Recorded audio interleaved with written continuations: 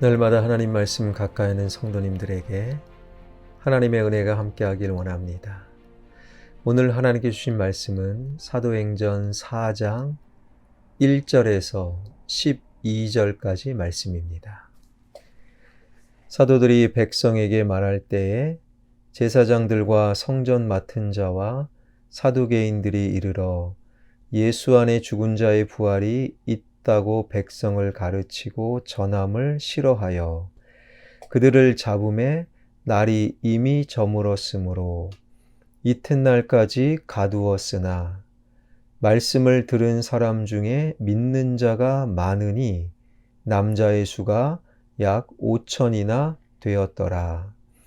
이튿날 관리들과 장로들과 서기관들이 예루살렘에 모였는데 대제사장 안나스와 가야바와 요한과 알렉산더와 및 대제사장의 문중이 다 참여하여 사도들을 가운데 세우고 묻되 너희가 무슨 권세와 누구의 이름으로 이 일을 행하였느냐. 이에 베드로가 성령이 충만하여 이르되 백성의 관리들과 장로들아, 만일 병자에게 행한 착한 일에 대하여 이 사람이 어떻게 구원을 받았느냐고 오늘 우리에게 질문한다면 너희와 모든 이스라엘 백성들은 알라, 너희가 십자가에 못 박고 하나님이 죽은 자 가운데서 살리신 나사렛 예수 그리스도의 이름으로 이 사람이 건강하게 되어 너희 앞에 섰느니라. 이 예수는 너희 건축자들의 버린 돌로서 집 모퉁이의 머릿돌이 되었느니라. 다른 이로서는 구원을 받을 수 없나니 천하 사람 중에 구원을 받을 만한 다른 이름을 우리에게 주신 일이 없음이라 하였더라. 아멘. 다윗을 생각해 보면요. 다윗은 그를 죽이려던 사울 왕의 칼날을 피해 오랫동안 도망 다녔지요. 도망을 다니다가 사울 왕을 죽일 수 있는, 그러니까 다윗 자신을 죽이려던 사울 왕을 죽일 수 있는 두 번의 기회가 있었지만 하나님이 기름 부어 세우신 자를 내 마음대로 죽일 수 없다 하여 자신은 사울 왕을 죽이는 것을 거부했던 다윗. 그런데 다윗을 죽이려던 사울 왕이 오히려 하나님이 손을 대시니 사울 왕이 죽고 이제는 다윗이 하나님에 의해 높아져 사울을 이어 이스라엘 2대 왕이 되었던 것이지요.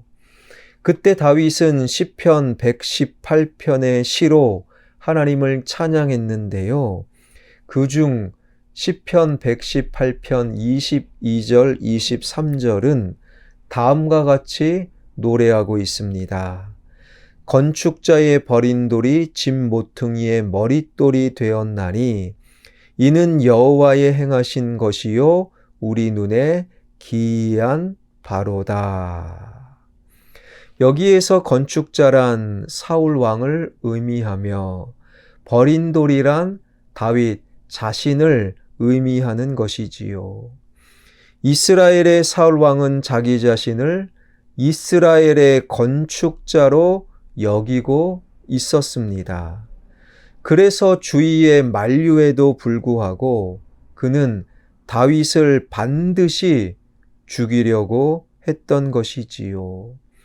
다윗이란 인물은 이스라엘 왕국을 건축하는 데에 불필요한 인물, 더 나아가 장애가 되는 인물이라 사울은 판단했던 것입니다.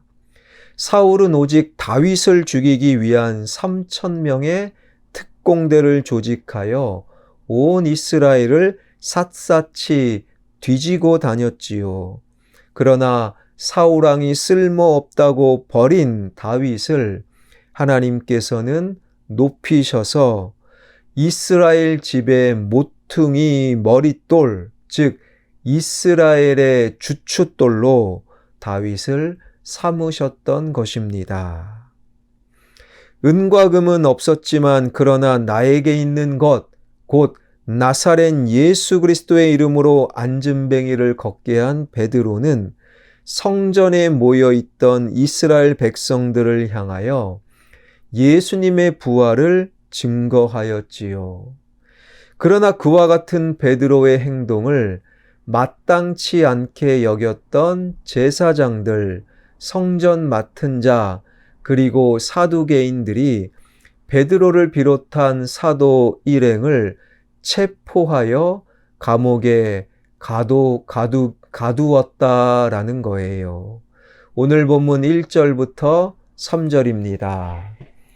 사도들이 백성에게 말할 때 제사장들과 성전 맡은 자와 사두개인들이 이르러 예수 안에 죽은 자의 부활이 있다고 백성을 가르치고 전함을 싫어하여 그들을 잡음에 날이 이미 저물었으므로 이튿날까지 가두었으나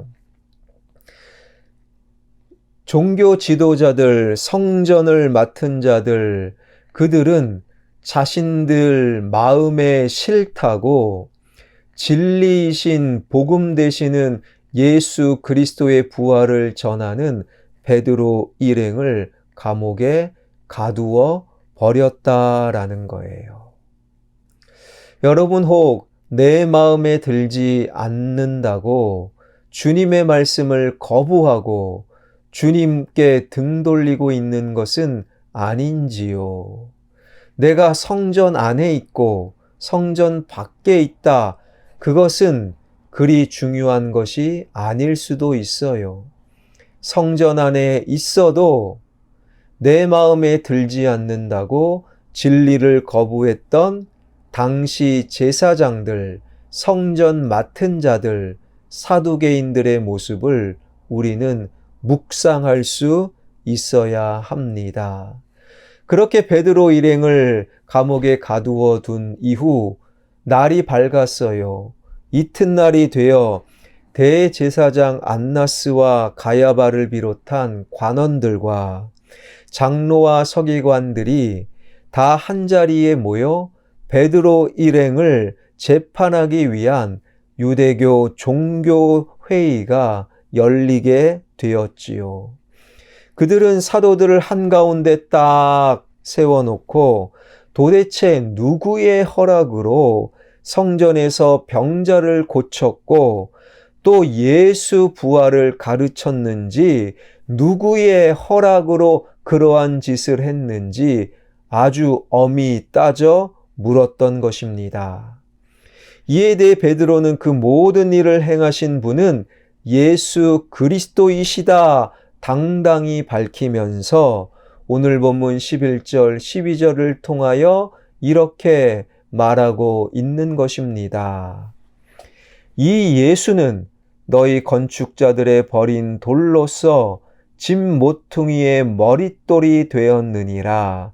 다른 이로서는 구원을 받을 수 없나니 천하 사람 중에 구원을 받을 만한 다른 이름을 우리에게 주신 일이 없음이라 하였더라. 지금 베드로 앞에 앉아있는 유대 종교 지도자들이 하나님 나라의 전문가, 나는 전문가야, 성전의 전문가요, 말씀의 전문가요, 하나님 나라의 전문가임을 자처하면서 정작 예수님을 버렸던 장본인들이었어요. 전문가이면서도 예수님을 마음에 내키지 아니하였던 그들은 그들 마음으로 예수님을 정작 버렸던 것이지요. 그러나 하나님께서는 그들이 버렸던 예수 그리스도 이외에 머릿돌을 주신 적이 없음을 베드로는 명확히 말하고 있습니다. 예수 그리스도 안에 있는 그 진리, 그 생명, 그 사랑, 그 길이 아니고서는 이 세상의 그 무엇도 인간의 참된 머릿돌이 될 수 없다는 의미였지요. 왜 사울왕이 자신의 사위인 동시에 충복이었던 다윗을 버리고 그것도 모자라 다윗을 죽이려고 했겠습니까? 사울 자신이 이스라엘의 머릿돌이 되려 했기 때문이지요. 자신을 이스라엘의 머릿돌로 생각하고 주장했을 때 다윗처럼 신실한 사람은 오히려 거추장스러운 존재로 여겨졌던 것이지요. 이스라엘의 머릿돌이 되려던 사울 왕 위에서 오히려 이스라엘은 무너지고 말았던 거예요. 바로 지진이 일어나 큰 건물이 그냥 와르르 무너지듯 스스로 내가 머릿돌이야 자처하던 사울 왕 위에 이스라엘은 무너지고 말았습니다. 단 하루아침에 그의 전 군대는 전멸해 버렸고 그의 세 아들 역시 그 전투에서 목숨을 잃었으며 바로 그날 사울은 스스로 자신의 칼로 목숨을 끊어야만 했던 것이지요. 사울은 이스라엘은커녕 자기 가정, 자기 스스로를 지키는 머릿돌조차 될 수 없었던 것입니다.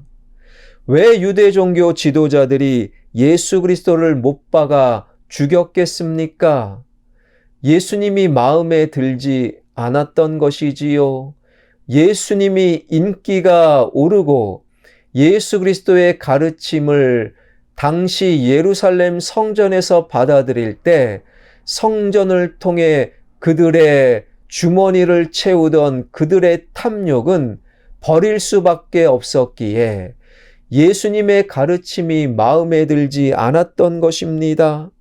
그래서 그들은 예수가 아니라 예수는 버리고 우리 제사장들이, 우리 성전 맡은 자들이, 우리 사두개인들이 성전과 하나님 나라의 전문가요 머릿돌임을 스스로 주장했기 때문이었어요. 그 결과는 무엇이었습니까? 주님께서는 마태복음 23장 13절을 통하여 그들을 향해 이렇게 꾸짖고 계십니다. 화 있을진저 외식하는 서기관들과 바리새인들이여, 너희는 천국 문을 사람들 앞에서 닫고 너희도 들어가지 않고 들어가려 하는 자도 들어가지 못하게 하는도다.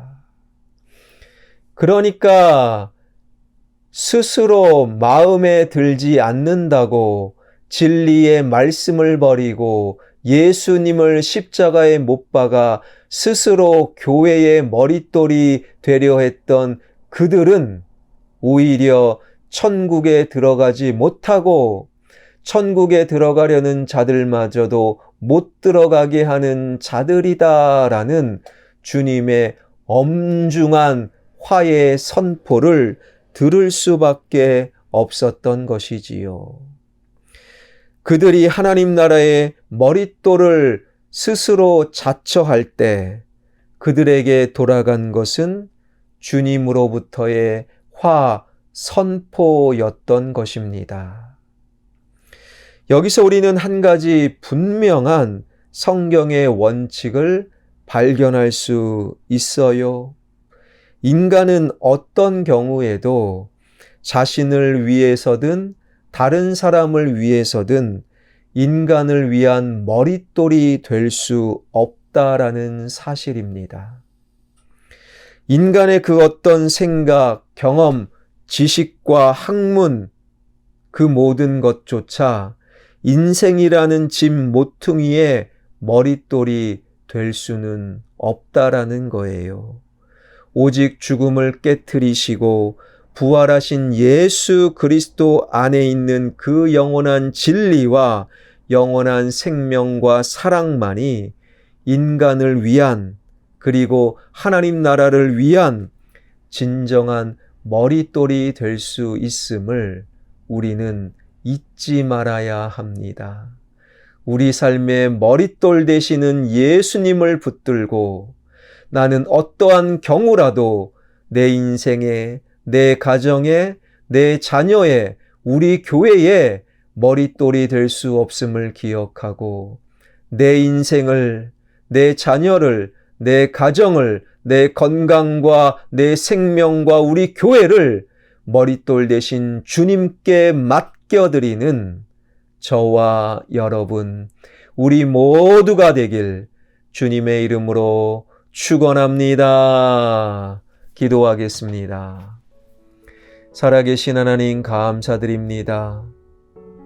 사울이 착각했고 그리고 예수님 당시 종교 지도자들, 성전 맡은 자들이 착각했던 내가 머릿돌이 될 수 있다, 내 판단이 정답일 수 있다라는 착각을 하나님 우리 또한 이어가지 않길 원합니다. 우리는 어떤 인간이라도 삶의, 가정의, 자녀의, 인생의, 교회의 머릿돌이 될 수 없음을 늘 기억하며 다만 머릿돌 대신 주님, 주님께 내 인생, 내 자녀, 우리 가정, 우리 교회를 맡겨드리는 아름다운 신앙인들이 되게 하여 주옵소서. 한국교회가 힘이 없고 세상의 염려거리가 되는 것은 한국교회 가운데 몇몇 사람들이 내가 전문가다 스스로 자부하고 예수님의 자리, 머릿돌의 자리를 앉기 때문이 아닐까 생각해 봅니다. 한국교회가 머릿돌 대신 주님, 그 주님을 진정으로 믿는 한국교회가 되게 하여 주시고 머릿돌 대신 주님을 통하여 이 세상의 빛과 소금의 역할을 감당하는 한국교회 되게 하여 주옵소서. 이 나라의 민족, 경제와 정치와 교육과 문화가 새로워질 수 있도록 인도하여 주옵소서. 우크라이나 전쟁 하나님 불쌍히 여겨주시고 키르키예 및 시리아, 터키 지역에 일어난 지진 하나님 어루만져 주시옵소서. 한 걸음 더 나가 대자연을 아름답게 가꾸라는 주님의 말씀을 다시금 되새길 수 있는 이 시기 되길 원합니다. 복음 들고 온 세상에 복음을 전하는 선교사님들 생명을 지켜주시고 성령의 충만함으로 말씀이 선포되어지게 하여 주시고 교회가 세워지게 하여 주시고 죽어가는 영혼들이 주님께로 돌아오는 역사가 일어나게 하여 주옵소서. 예수 그리스도의 이름으로 기도하옵나이다. 아멘.